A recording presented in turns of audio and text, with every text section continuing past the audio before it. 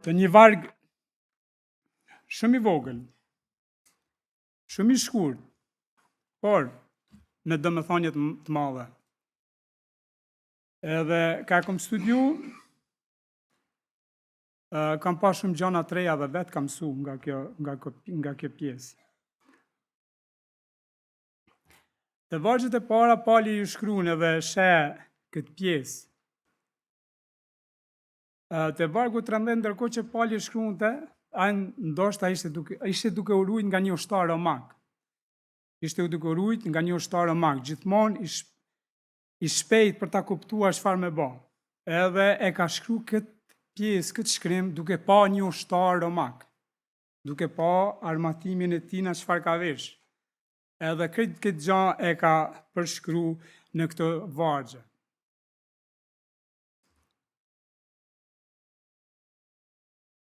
Ne kemi parë më herët që çfarë bën djalli dhe strategjia e tij, që ai lufton kundër kishës, lufton kundër besimtarëve, lufton kundër popullit të Perëndisë, ai nuk ka një punë tjetër. Puna e tij është ta luftojë kishën, besimtarët e vërtet. Bota është e tij, edhe ai çdo shigjet, çdo gjë e drejton drejt kishës, drejt besimtarëve të vërtet. Kështu që kjo është puna e tij, por sot do Pali na ka dhënë një diçka se si të mbrohemi nga ky armik, se si ta luftojmë edhe ne atë me fjalën e Perëndisë. Efesianëve 6:14 pjesa e parë. Qëndroni pra të fortë, duke patur në hije brezin e së vërtetës.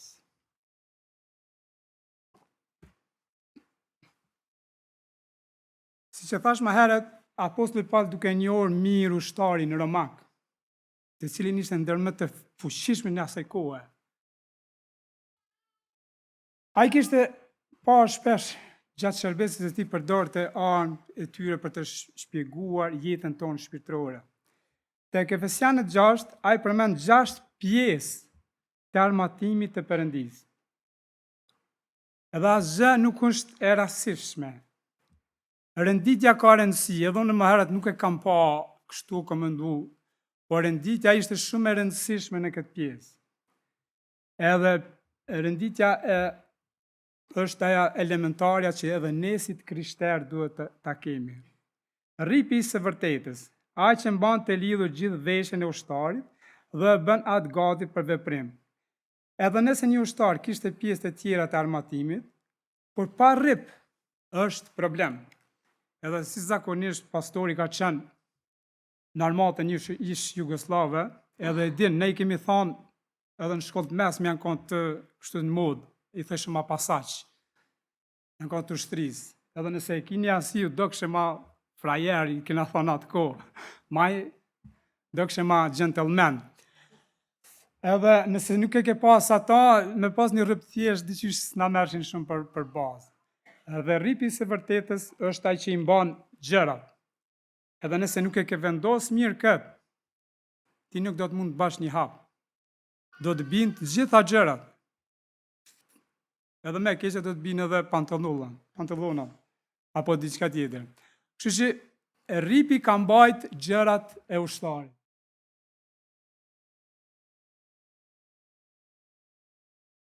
Prandaj kjo pjesë e parë, sepse lidhet me gatishmërinë dhe përgatitjen për betejë.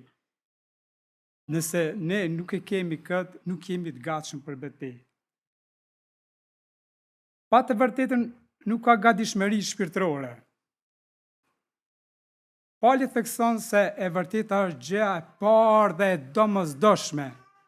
Dhe nga ajo po varet përditshmëria e gjithë këtij armatimit. Disa e interpretojnë të vërtetën si sinqeritet apo ndershmëri. Nëse je i sinqert, je i ndershëm, je një krishter i mirë. Por sa kom pa, nëse kam lexu, e kom pa që nuk është kjo. Sinqeriteti vjen nga ne, por armatimi i Perëndis vjen nga Perëndia. Prandaj e vërteta këtu nënkupton njohjen e besimit.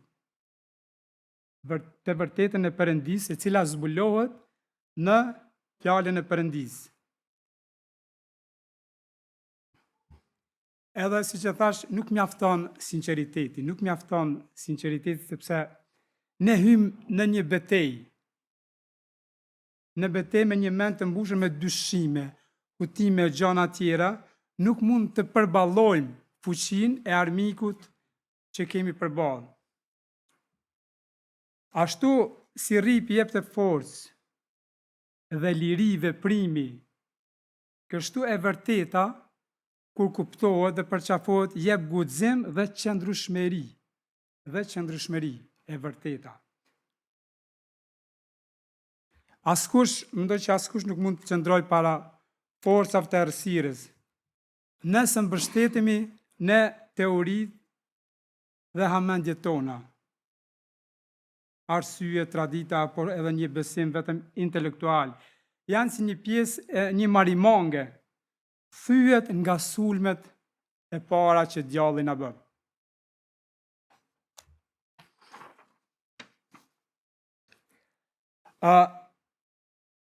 E vërteta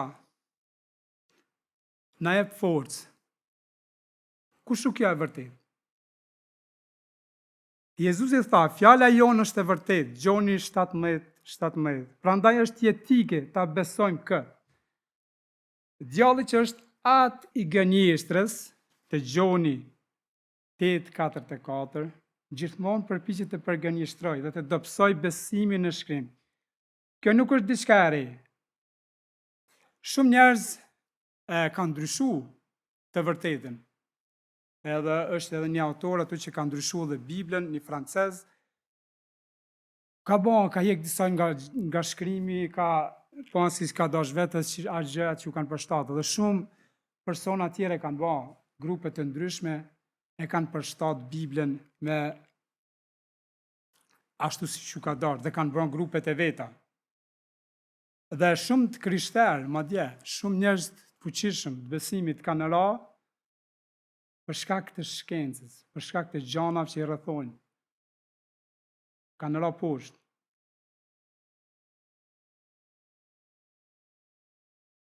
Dhe pse rripi së vërtetë? Sepse sulmi kryesor i armikut është kundër fjalës. Sulmi i parë është kundër fjalës së Perëndis.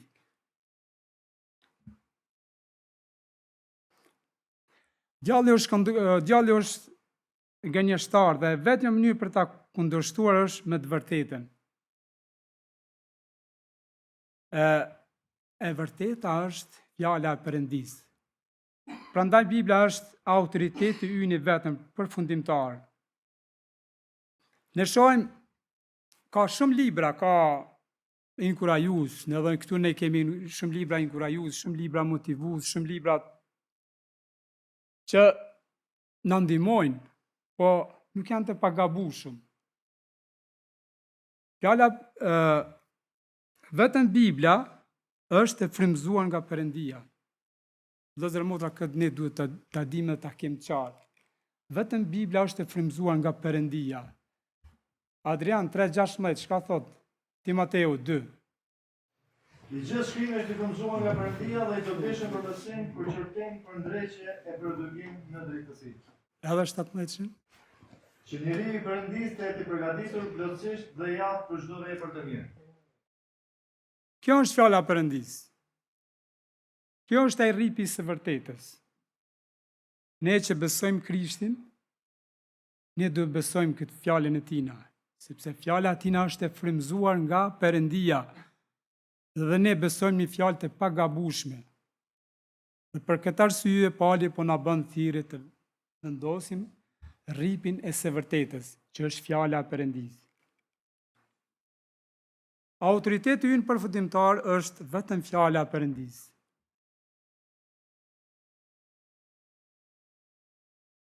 Kjo na mban, kjo është mbjetesa jonë në betejë, është jetike,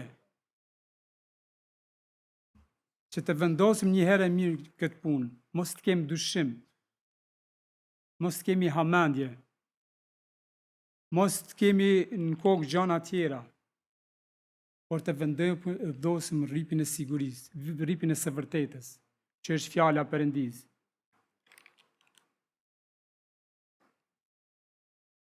E para, shkrimi është e vërtetë dhe çdo ide që e mohon këtë duhet të refuzuar. Çdo ide tjetër duhet të refuzuar.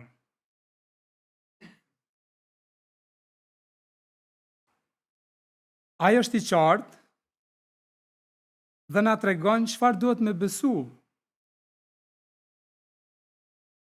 Dhe në fund është doktrina shnosh, sepse na çon në nështrimin ndaj Perëndisë.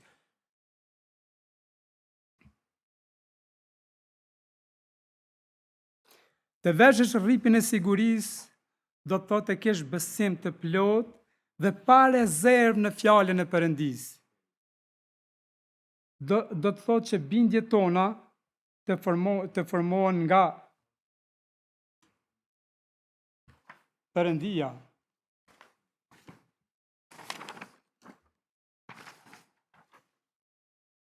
Nga Perëndia dhe nga Biblia, nga fjala e tina. Nëse ne jemi të formuar në këto gjana, ndjenjan, mendimet njerëzore e gjana tjera, nuk do të mund ta pengojnë ecjen tonë me Zotin.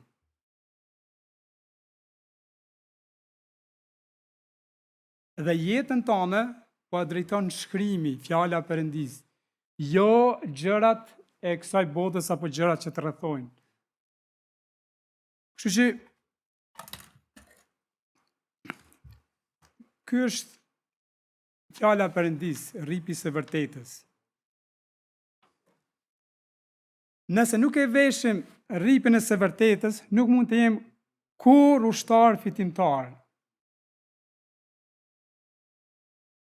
Vëllezër motra, ne mund të lutemi, të flasim për besimin, por po të kem themel të dobët, do të mundemi lehtësisht nga armiku. Sepse shumë të krishterë e bëjnë këtë. Okej, unë lutem, unë lexoj, unë ndaj, unë e dha vjetën, ofertën, gjëra të tjera, unë në rregull jam. Por ku të përballen me një betejë,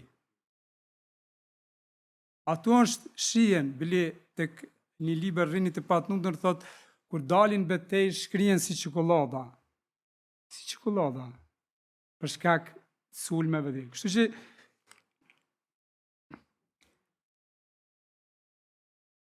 Prandaj këshilla që Perëndia i jep Jozeut mbetet aktuale edhe sot. Edhe mu kjo çdo herë, çdo ditë, çdo vit frymëzon, jep me ecë përpara. Fjala duhet të jetë vazhdimsi në jetën tënde. Të meditosh ditë e natë dhe të zbatosh me kujdes. Vetëm atëherë do të kesh sukses dhe të në qëndrueshmërinë në jetën shpirtërore. Jozeu 1:8 edhe 9. Pse Jozeu pat sukses? Edhe këtu i thot Perëndia çfarë duhet me bë. Ky libër i ligjit mos u ndaft kur nga goja jote, por mendohu për të ditë e natë, duke kërkuar të veprosh sipas të gjithë atyre që janë shkruar, sepse atëherë do të kesh sukses në veprimet e tua. Atëherë do të përparosh. A nuk të urdhrova unë, je i fortë dhe trim, mos ki frikë dhe mos u thyje, sepse Zoti Perëndia yt është me ty kudo që të shkosh. Kush e din historinë e Jozeut?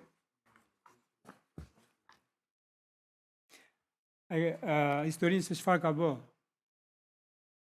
me popullin Izraelit dhe besimin që kishte ai tek Perëndia, tek fjala e tina. Dhe e vendosi mirë këtë gjë. E vendosi mirë në brezin e tina. Dhe Perëndia thotë që ti do të përparosh. Dhe pati sukses. Kështu që edhe me neve është kjo gjë. Edhe me neve është kjo gjë. Fjala e Perëndis është e vërteta. Rripi i së vërtetës. Vëllezër e motër, nëse ne do të kemë sukses, do të ecim përpara, do të përparojmë betejën në gjëra të reja. Ne këtë fjalë jo vetëm ta lexojmë, duhet ta studiojmë. Jo vetëm ta studiojmë, por duhet ta besojmë. Sepse nuk do të mund të rezistojmë armikut tonë, që është djalli. Kështu që ky është rripi së vërtetës. Kështu që mbani me vete, besone, do të përparani.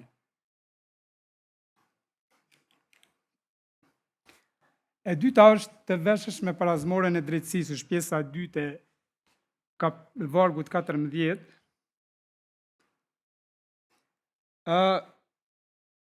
Parazmorja në kohën e Paulit ishte armatimi që mbulonte trupin nga qafa deri te kofsha.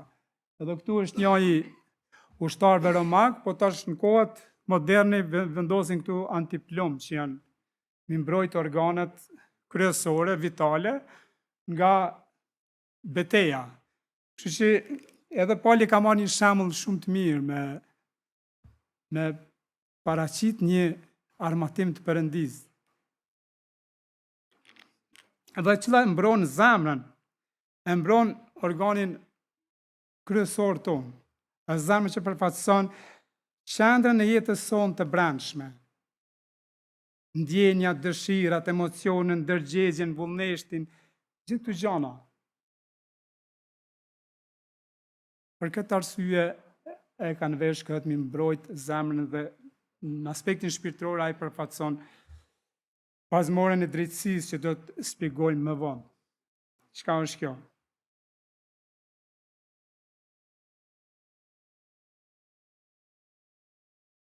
Zemra është beteja kryesore që kërkon mbrojtje të vazhdueshme nga Perëndia. Dhe zemrën e sulmon armiku jonë. Dhe Perëndia ka bën një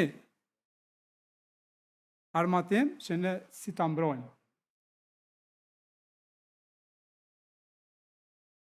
Kur Pauli flet për parazmorën e drejtësisë, ai nuk i referohet drejtësisë sonë personale, moralit ton apo përpjekjeve tona shpirtërore. Se kam pa disa libra që thoshin ti je i drejtë, je i sinqert, bësh këto gjëra, ti je në rregull. Jo. Pauli shkon më shumë, më tutje, më larg. Edhe ne është shumë e rëndësishme që me kuptu këtë gjë.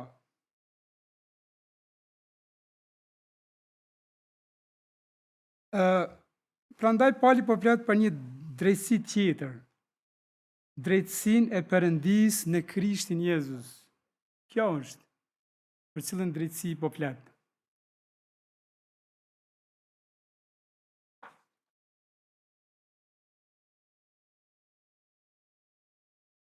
Drejtësia e Krishtit, baza e shpëtimit tonë. Kjo është baza e shpëtimit tonë. Tek Filipianët 3:9 Pali thotë se dëshiroj të gjenden në Krishtin, jo me drejtësinë e vetë që vjen nga i ligu, por me drejtësinë që vjen nga Perëndia me anë të besimit. Ai vetë dikur ishte mbështetur në drejtësinë e tina, Pali. Edhe ka mendu që është e drejtë, edhe është mbështet në drejtësinë e tina, sa që i ka përndjekur të krishterët. Por, çfarë ndodhi me Palin kur u shpëtua? Kur u shpëtua Pali, thotë që këtu gjana tjera ishin plehe për mu. Janë plehe. Nuk janë asgjë, kur ai e njofti Krishtin, kur pranoi Krishtin, kur pa drejtësinë e Perëndis, dhe kjo quhet drejtësi e llogaritur.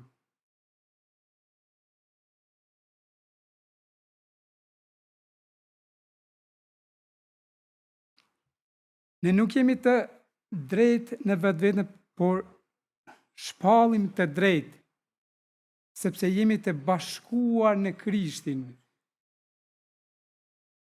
Isaia gjatë 10 përshkruan këta si një robë shpëtimi dhe mantel drejtësie.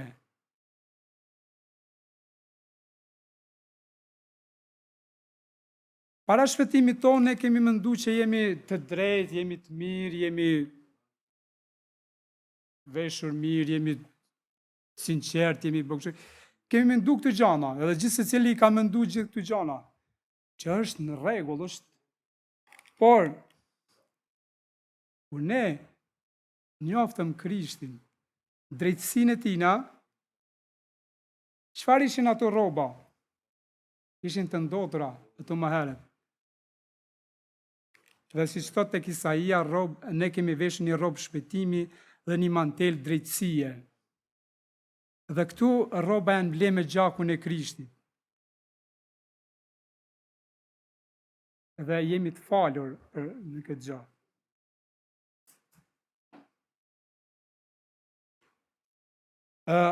Ashtu si ushtarët ishin të mbrojtur fizikisht në këtë parzmoren e veshur, sepse nëse nuk e kishte veshur në betejë këtë gjë, çfarë do të ndodhte me një ushtar? Do të vdiste me një shigjet, sepse do të ngulet në shigjetën e parë, do të ngulet. Nuk kishte kush ta mbronte. Kështu që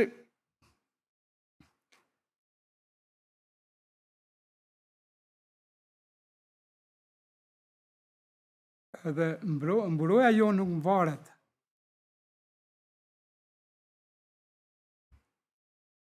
nga gjanat përreth. Mburoja jo nuk mvaret nga drejtësia e Krishtit. Dhe kjo na jep siguri në betejë, sepse e dim që nuk qëndrojmë me forcat tona, por me drejtësinë e Tij, që na mbulon plotësisht.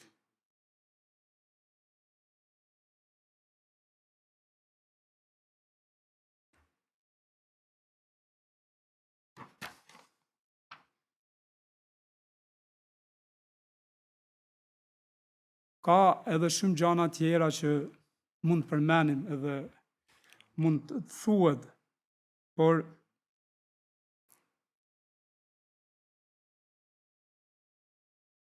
ne duhet të kuptojmë që kjo drejtësi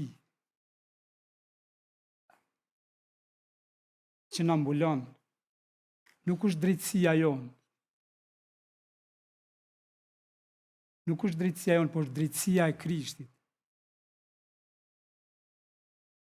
Dhe ne nëse mbështetim në drejtësinë e tina, pra çfarë ka bë, do të jemi të mbrojtur.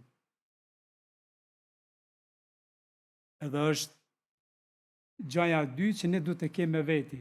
Pas fjalës së Perëndis, pastaj vjen parazmorja e drejtësisë, që është drejtësia e Krishtit. Nëse ne besojmë plotësisht dhe mund të mbështetim në drejtësinë e tina, dhe na çfarë ka bërë, ne do të kemi sukses në betejë.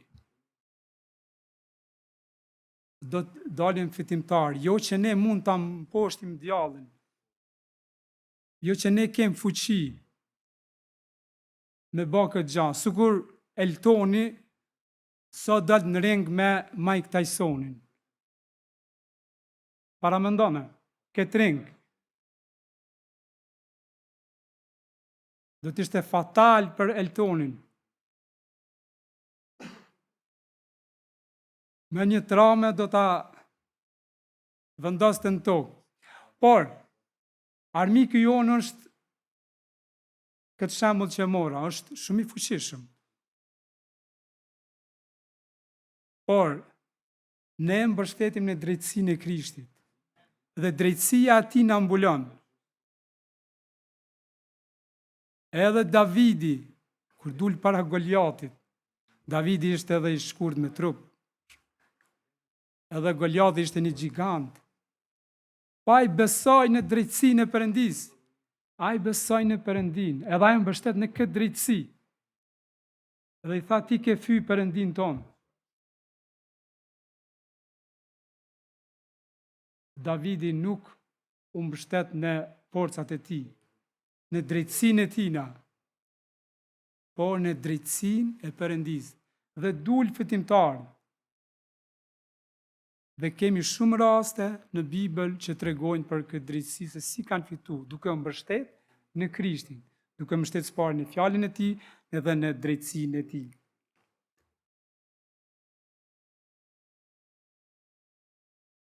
Ka dhe disa elemente tjera që të ishin ma kryesore që ka disa gjëra që djalli mundohet të na sulmojë dhe të na prek zemrën tonë. Përmes ndjenjave, sidomos, ndjenjave tonë.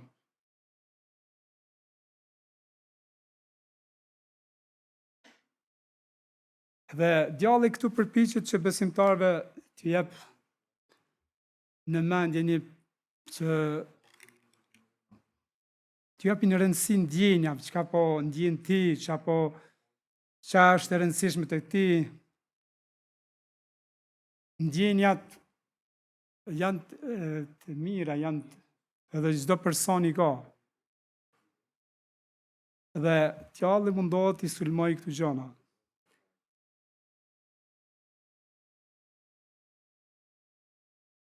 Dhe ne edhe sot nështë mund të ndjemi mirë, mund të mbushemi në fjalën e Perëndis, mund dalim mirë, po para se dalim që atje poshtë, ne ndjemi prapë të thatë, sepse jemi mbështet në ndjenjat tona, dhe djalli ka një strategji mi prek ndjenjat tona. Për këtë arsye, ne duhet të kemi parazmorjen e drejtësisë çdo herë, të mbështetemi në të, që djalli mos prek ndjenjat tona.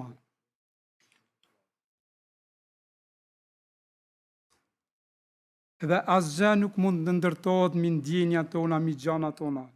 Duhet të ndërtohet në drejtësinë e Krishtit dhe në fjalën e tij, e cila është e pandryshueshme. Kur varemi në Krishtin dhe jo në emocionet tona, atëherë zemra jonë qëndron e mbrojtur në betejë. Edhe kur ndjenjat ka njëherë ndryshojnë. Djalli na sulmon edhe në ndërgjegjen tonë. Tek zbulesa quhet paditës, ai pa ditë. Edhe çfarë bën ai me këtë pikë? Ai çdo herë sjell të kalumen tëne, mëkatet tua, te akuzon, ka dikush që ka ti. edhe e sjell çdo herë këtë gjë.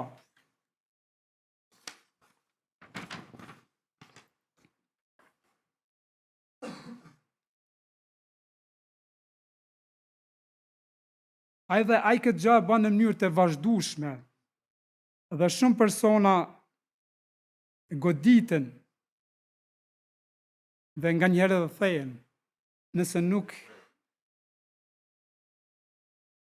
qëndrojnë në drejtsinë e Krishtit, nëse nuk e kanë parazmorën e drejtësisë. Dhe shpeshherë ai bën kështu.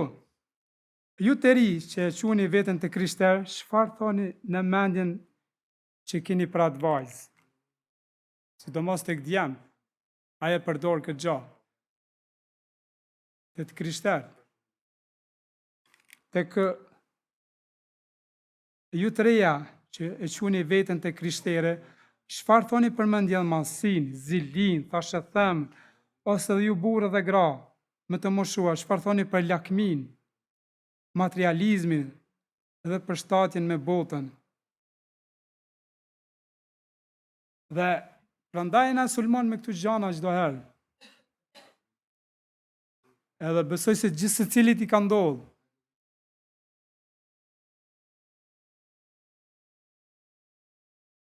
Por ne duhet të qëndrojmë në atë çfarë besojmë.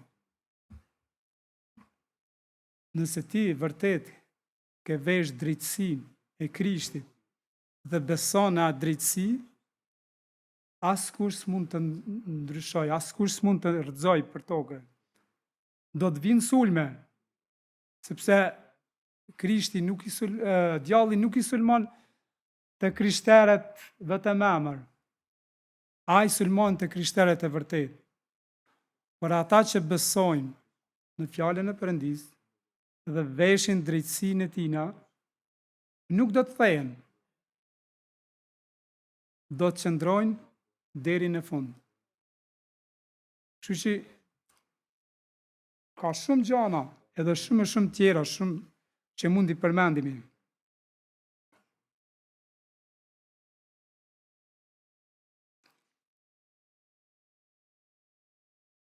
Prandaj, fjala e Perëndisë na thot, qëndroni të fortë, duke veshur parazmorën e drejtësisë, duke vendosur pari rripin e së vërtetës dhe parazmorën e drejtësisë, që është drejtësia e Krishtit. Kështu që për të rrinjosur në tu, duhet lejojmë Perëndin të punojnë jetat tona.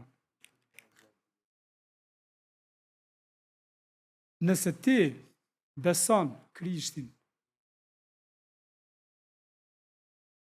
nëse ty Zoti të ka prek në fillim, të ka prek sinqerisht, sepse për çdo gjë, nëse ty s'të ka prek asgjë, nuk e di tani.